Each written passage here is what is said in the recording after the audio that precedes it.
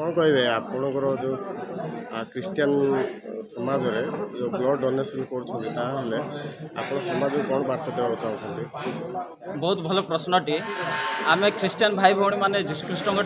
ये विश्वास करुँ जे जीशुख्रीष्ट रक्त जो आम उपर ढालीदे जगत उपर ढालीदे जो द्वारा मानवर आउ